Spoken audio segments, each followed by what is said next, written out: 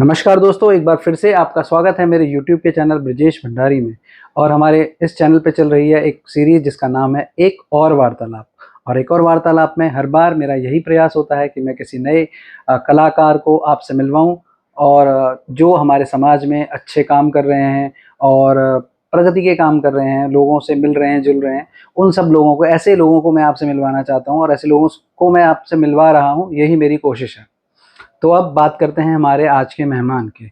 आज की हमारी मेहमान है राखी बिष्ट जी, जो कि हमारे उत्तराखंड से आती हैं। उत्तराखंड का एक जाना माना नाम है। वो बाय प्रोफेशन एक टीचर हैं दिल्ली में और सामाजिक कार्यों में बहुत कार्यरत हैं, सोशल वर्क करती हैं और बहुत सारे उनके जो उत्तराखंड की जो हमारे कल्चरल प्रोग्राम्स होते हैं और हमारे उत्तराखंड के जितने भी सामाजिक कार्यों में भी वो बढ़ चढ़ कर हिस्सा लेते हैं। और उसके अलावा वो एक नृत्यांगना हैं और एक कलाकार हैं, अभिनय भी वे करती हैं और फैशन में भी हैं। तो बहुत सारे काम वो करती हैं और बहुत सारे क्षेत्रों में हैं। तो आइए उनसे मिलते हैं और उनसे जानते हैं उन्हीं के बारे में। उनका हम स्वागत करते हैं हमारे इस कार्यक्रम में। नमस्कार राखी जी। नमस्कार ब्रजेश जी। आपका बहुत बहुत स्वागत है मेरे इस कार्यक्रम में। जी शुक्रिया, बहुत बहुत। राखी जी, हम अपनी बातचीत की शुरुआत ऐसे करेंगे कि अब आप हमें अपने बचपन के बारे में कुछ बताइए। जैसे कि आपने हमें बताया कि आप इतने सारे मतलब जैसे फैशन भी करती हैं, एक्टिंग भी करती हैं, गाना भी गाती हैं, सोशल एक्टिविस्ट भी हैं। तो अपने मतलब आपकी शुरुआत कहाँ से हुई है? अपने बचपन के बारे में हमारे दर्शकों को कुछ बताइए। जी, अब आपने मेरे बचपन के बारे में पूछा है, तो इस कहानी की भी मैं शुरुआत करती हूँ कि मैं बहुत छोटी थी और पापा की व्यस्तता के कारण अभी एडमिशन नहीं करवा पा रहे थे पापा। तो जैसा आपने सुना होगा कि पूत के पैर पालने पे नजर आते हैं, मैं खुद ही एडमिशन कराने चली गई। और अपना एडमिशन करा के जब आई तो मेरे पापा हैरान थे कि भाई इतनी छोटी सी बच्ची अपना एडमिशन करा के आ गई। तो आपने मुझसे बहुत ही बेहतरीन सवाल पूछा। देखिए, प्रोफेशन मेरा जो है वो टीचिंग का है, लेकिन उसके साथ साथ जो मैं काम करती हूँ वो वन लाइफ वन चांस वाली बात है कि मुझे लिखने का भी शौक है। मुझे रैंप में उतरने का बहुत शौक था, एक सपना था बचपन से, हर बेटी का होता है, राजकुमारी की तरह दिखना, चलना। उस सपने को मैंने तब पूरा किया। और रही बात आपने कहा एक्टिंग की और ये सब, और स्पोर्ट्स में मैं बताना चाहूंगी आपको कि इन सभी फील्ड में बचपन से ही रुझान रहा, बचपन से ही मौके मिले। स्कूल में जो है राखी एक बहुत ही, कहते हैं कि ऑलराउंडर का मुझे खिताब मिला था जब मैं 12th से निकली थी। तो हर फील्ड में मेरा इंटरेस्ट रहा, चाहे वो भाषण प्रतियोगिता हो, चाहे वो डांस की प्रतियोगिता हो, वो कव्वाली हो, वो हर फील्ड में मैंने अपने बचपन में ये एहसास कर लिया था कि हाँ, मैं इन सब में माहिर हूं।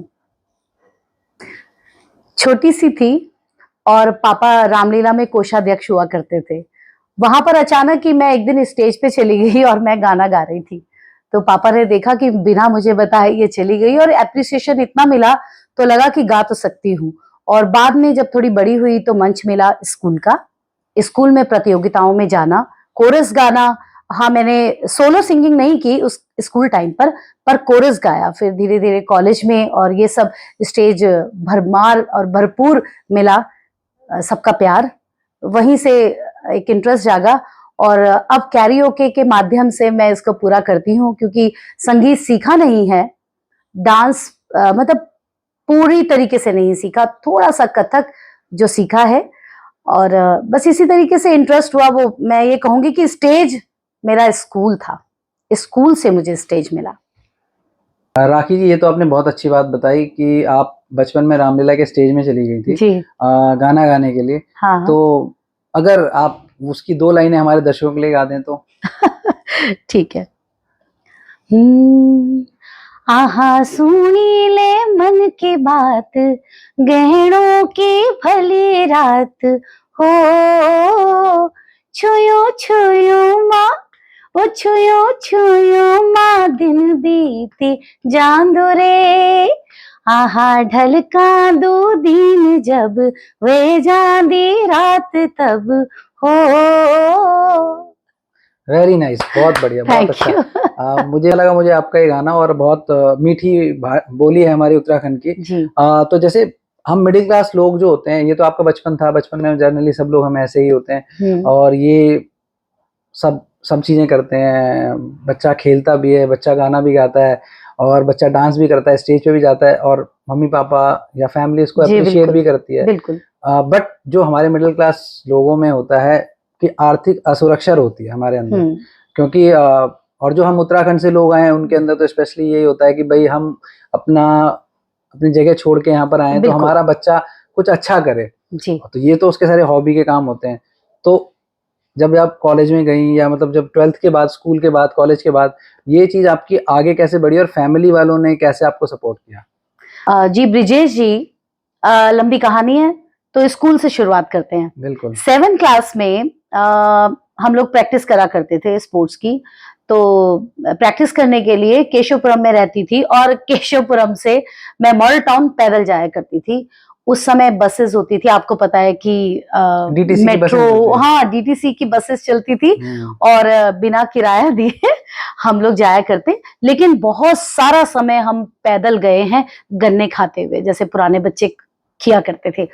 तो वहां पर मेरा सिलेक्शन हो जाता है नेशनल में और मेरे पापा मम्मी घर में किसी को नहीं पता। कौन सा स्पोर्ट्स था वो? और खो खो था सर। अच्छा, खो-खो में। खो खो में थी।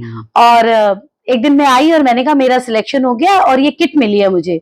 उस जमाने में 1000-1100 रुपए की पूरी किट मिला करती थी। बच्चों के बैग, जो बड़ा बैग होता है, पूरी ड्रेस मिलती थी, मतलब सॉक्स से लेकर बिल्कुल कैप तक और सब कुछ।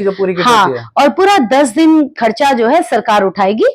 माँ बाप को कुछ नहीं करना, बच्चे का सामान पैक करो और भेजना है कैंप में जाने के लिए। कैंप में नहीं, नेशनल खेलने के लिए। हाँ, मतलब खेलने के लिए वही कैंप हाँ, जो भी आपका। हाँ नेशनल, तो पहला नेशनल मैंने इंदौर में खेला था। अच्छा। जब मैं 7th क्लास में थी और उसके बाद तो जर्नी है ही। तो आपने कॉलेज का पूछा, तो कॉलेज में जब मैं गई तो मेरा स्पोर्ट्स में फिर से इंटरेस्ट था। तो वहां पर मैंने सॉफ्ट बॉल, एक गेम होती है जो कि अमेरिकन गेम बेसबॉल से बहुत ज्यादा इंस्पायर है और बहुत अच्छी वो गेम है।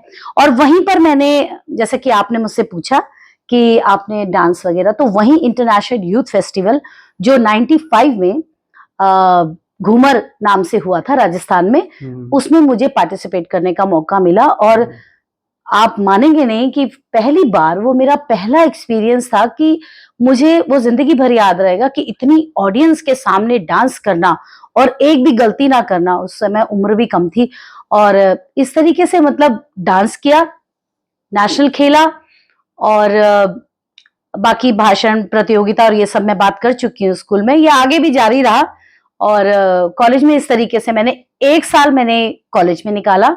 उसके बाद कुछ और चीजें हुई जिंदगी में। राखी जी, ये तो आपने बहुत अच्छी बात बताई कि आप बचपन में 7th क्लास में वो मतलब सेलेक्ट हो गई और घर वालों को पता ही नहीं चला। घर वालों के लिए तो बहुत बड़ा सरप्राइज रहा होगा। और फिर ये सफर आपका आगे भी ऐसे आप मतलब खेलती रही। तो जब भी आप खेल रही थी, स्कूल जा रही थी, कॉलेज जा रही थी और ये चीजें आपकी चल रही थी कंटिन्यू, तो इसके साथ साथ आपके जो एक्टिंग या सिंगिंग, ये जो जो, जो चीजें आपके अंदर थी, जो जो मतलब आपका इंटरेस्ट, आपने बताया कि आपने 5th छोटे से थे आप तो स्टेज पे जाके गाना गा लिया। अगर जो बच्चा छोटे से बचपन में इतनी कम उम्र में जाके गाना गा रहा है, दैट मीन्स कि उसके अंदर वो करेज होगा या उसके अंदर वो चीज होगी कि वो गाना गा सकता होगा या एक्टिंग कर सकता होगा।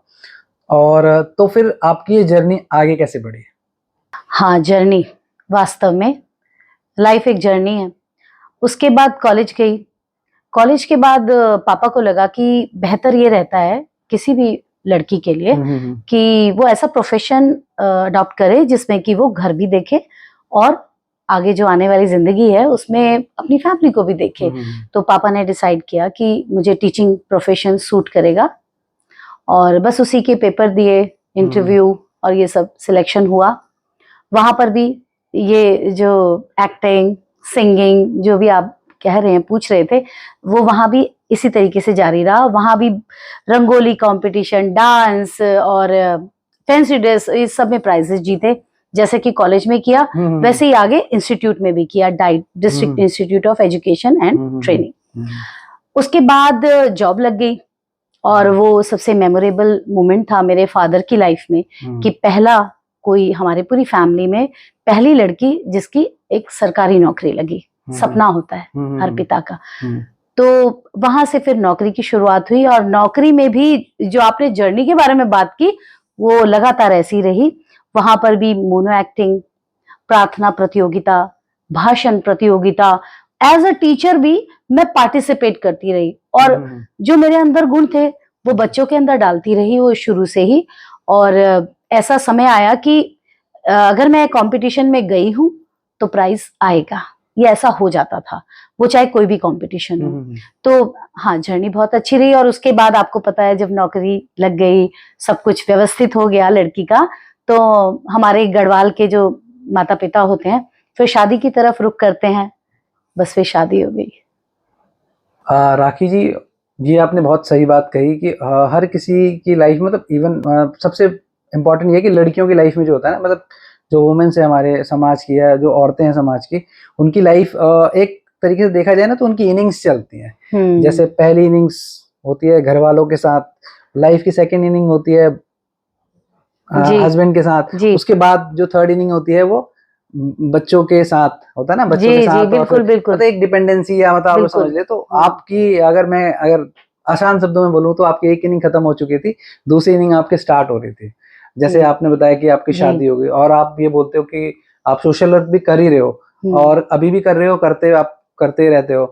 तो मैं यहाँ पे ये जानना चाहूंगा कि जैसे जनरली ये होता है कि जब हम शादी करते हैं तो मियाँ बीवी होती है, या जैसे हस्बैंड वाइफ होते हैं, फैमिली होती है, परिवार होता है, कि एक दूसरा नया परिवार होता है जिसमें हम जाते हैं। उनकी एक अलग एक्सपेक्टेशंस होती है हमसे, और हमारी भी एक मतलब जो लड़की होती है उसकी एक्सपेक्टेशन होती है अपनी ससुराल से या अपने हस्बैंड से, या जो हमारे लोग होते हैं, जो फैमिली, जो नई फैमिली के लोग होते हैं। हाँ, बिल्कुल। तो आपने फिर जो ये सारी चीजें थी, आप जब नए परिवेश में गए तो उसके बाद फिर आपने, जैसे आप कहते हो सोशल वर्क किया, तो वो सोशल वर्क कैसे स्टार्ट हुआ? और वो चीज, क्योंकि जब आप शादी करके जा रहे हो तो नो वन कैन एक्सपेक्ट और no one can want to do social work from our home ना। मतलब अपने घर से कोई नहीं चाहता, जो चाहता है कि स्टार्ट हो तो दूसरे के घर से स्टार्ट हो। अच्छा। तो आपका सोशल वर्क कैसे स्टार्ट हुआ?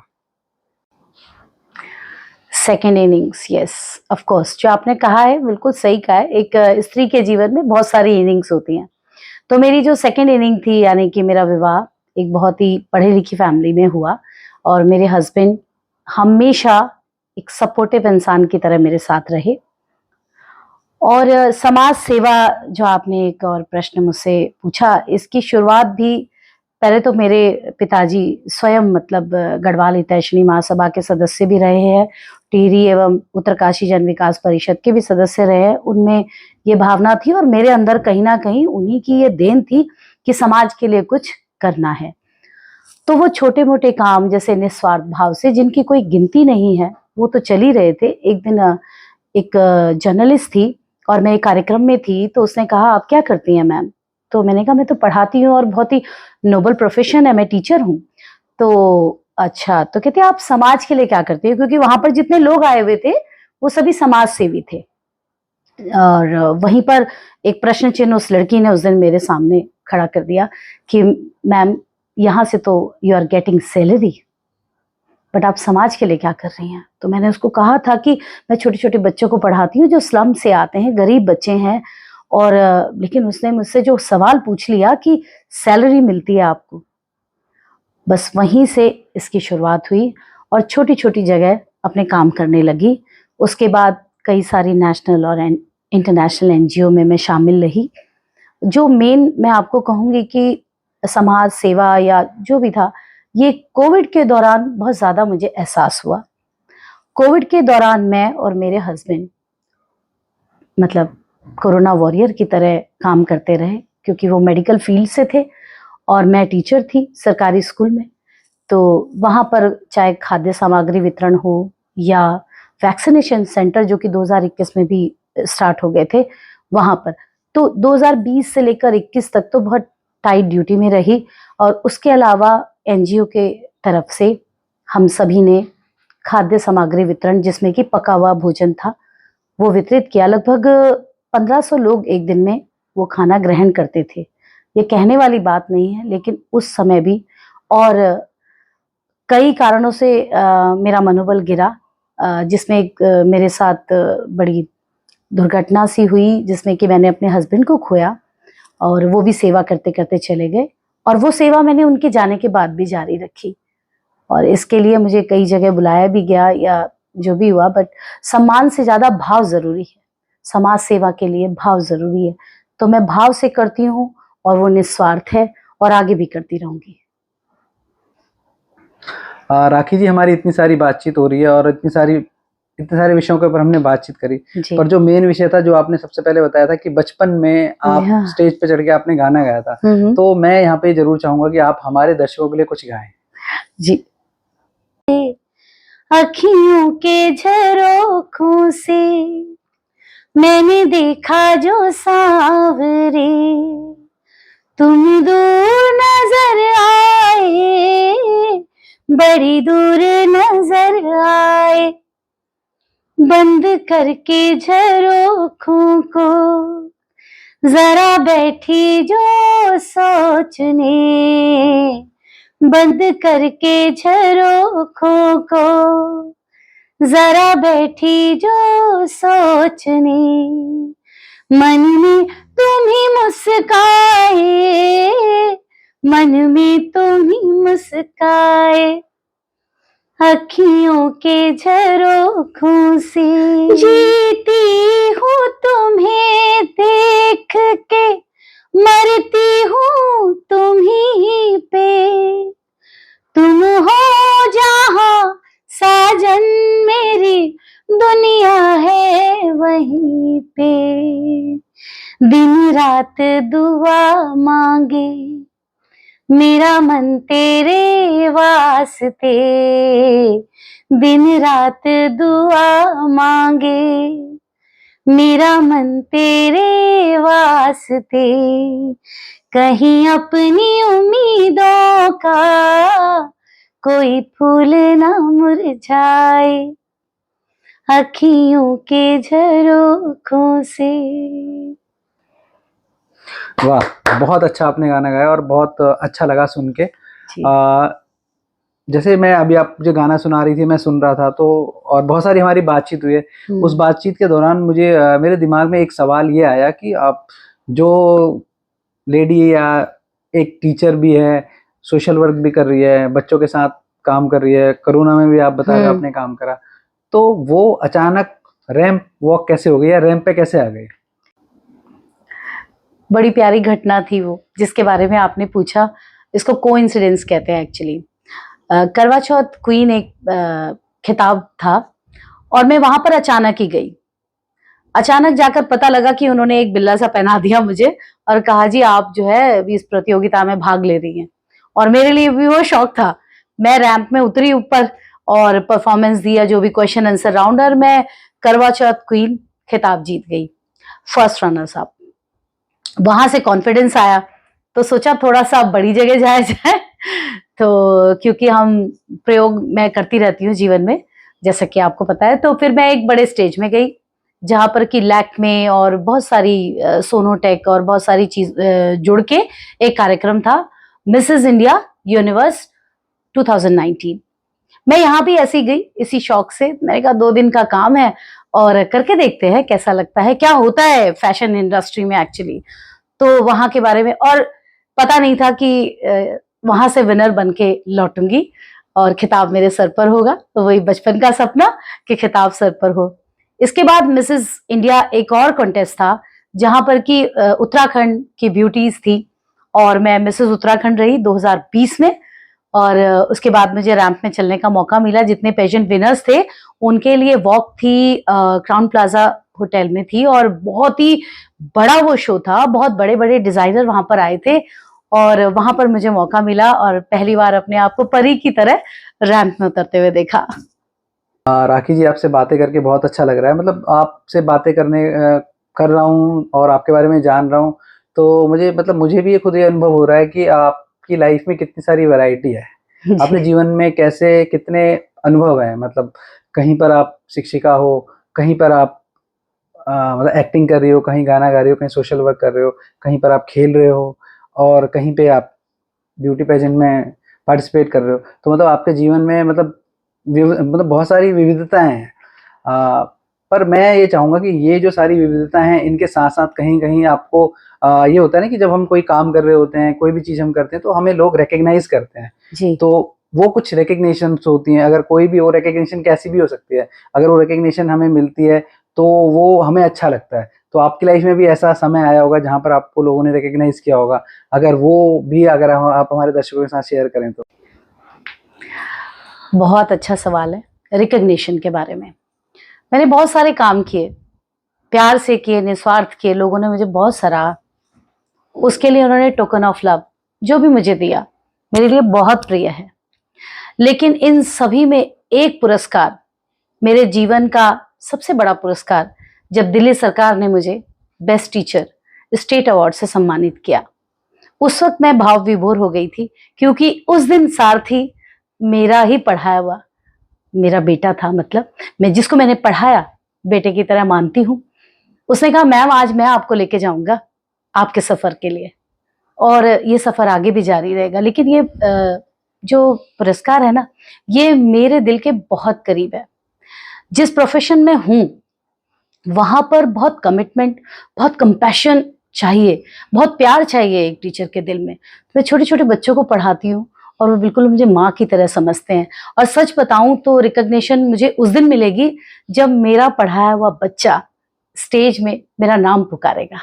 असल में एक गुरु के लिए जब उसकी महिमा का कोई गुणगान करता है वो इम्पोर्टेंट नहीं है, जब उसका बच्चा, उसका छात्र, उसका शिष्य कुछ बनता है, उस दिन वो फक्र से कहता है कि हाँ इसे मैंने पढ़ाया था। तो मेरा जितना भी समाज से मुझे रिकग्निशन मिला है, चाहे अपने क्षेत्र उत्तराखंड के लोगों से मिला हो, चाहे जितने भी शिक्षक जो हमारी फ्रेटर्निटी है वहां से मिला हो, या दिल्ली सरकार ने दिया है, उस सबसे ज्यादा महत्वपूर्ण बस ये बात है, जिस दिन एक बच्चा कुछ बन जाएगा उस दिन मैं समझूंगी कि हाँ आज मुझे कोई उपलब्धि हासिल हुई। राखी जी, आपने बहुत अच्छी बात कही कि गुरु के लिए सबसे बड़ा सम्मान यही है कि जब उसका शिष्य किसी अचीवमेंट, कोई बहुत बड़ी जगह पहुंच जाए, मतलब वो अपनी लाइफ का गोल अचीव कर ले, तो शिक्षक के लिए ये बहुत बड़ी बात होती है, ये उसके लिए बहुत बड़ा पुरस्कार होता है। और हमारा देश तो भारत है, भारत में तो गुरुओं का सम्मान बहुत, सबसे पहले गुरुओं का सम्मान होता है। वो एक लाइन है ना कि गुरु गोविंद दोहु खड़े काके लागू पाए। तो हमारे तो सबसे पहले ये कहा है कि गुरु माँ बाप से ऊपर भी गुरु होता है, और आप तो एक गुरु हैं। तो आपसे बातें करके बहुत अच्छा लगा, और मैंने भी आपकी लाइफ से बहुत सारी चीज़ें सीखी, और कोशिश करूँगा उनको अपनी लाइफ में अप्लाई करने की। राखी जी, आपसे बात करके बहुत अच्छा लगा, और मैं आपको थैंक यू बोलूँगा, धन्यवाद कि आपने मुझे समय दिया, थैंक यू सो मच। और मैं अपने देखने वाले दर्शकों को भी यही कहूँगा कि प्लीज़ मेरे चैनल को लाइक कीजिए, शेयर कीजिए और सब्सक्राइब कीजिए, जो कि हम ऐसे गुणी लोगों को आप तक ला सकें और उनके जीवन के अनुभव आपके साथ साझा कर सकें। धन्यवाद।